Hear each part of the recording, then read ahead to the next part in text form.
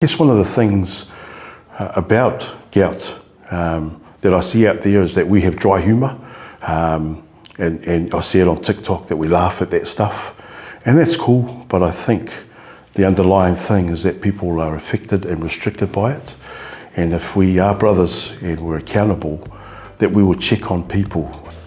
Talofa lava, my name is Setoga Tofilau, born and raised here in Wellington, Wellingkongi, in the suburb of Strathmore 44. I have roots in Vailoa and Whaleata, that's where my mum's from, and my father is from Vaiwhai and Iwa. Understanding of gout is that it hits home for me in that there are loved ones that have been affected by gout, and so from there, the knowledge that I received is that our bodies, there's a build-up of acid, uric acid, and so what happens is that gets into the joints, and when it does that, it brings about a pain that restricts people and causes a lot of problems. And I know that it's that for loved ones close to me, that they've had to take time out.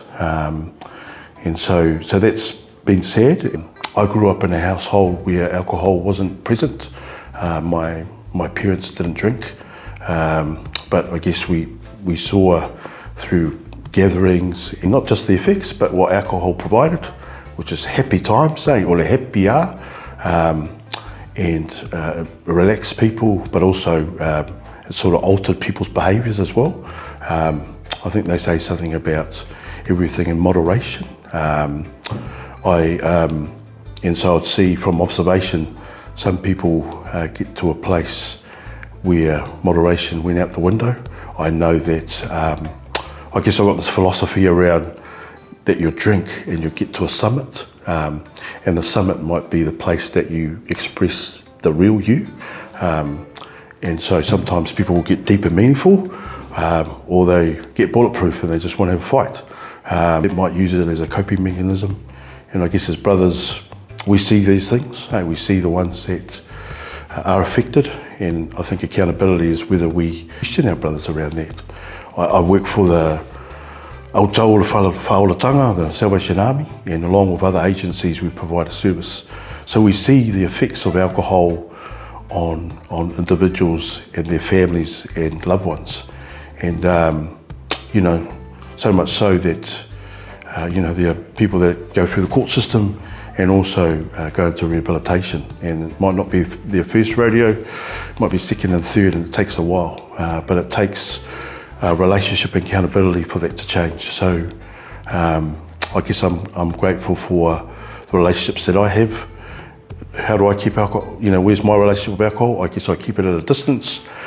We need to look after ourselves so that we can look after our loved ones.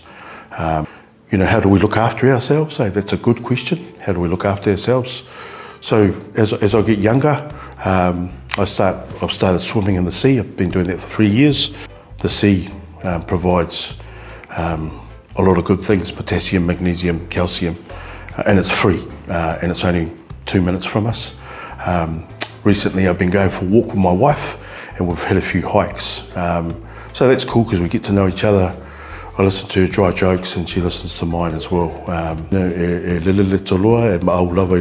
So returning to the roots, you know, our roots, you know, when we come over from overseas, our parents and our loved ones, they brought their faith, and so I guess that's important to me, that we plug into God, and through our spirituality and living and reading our word, that we bring that love, that stuff to life, loving God and loving our neighbours.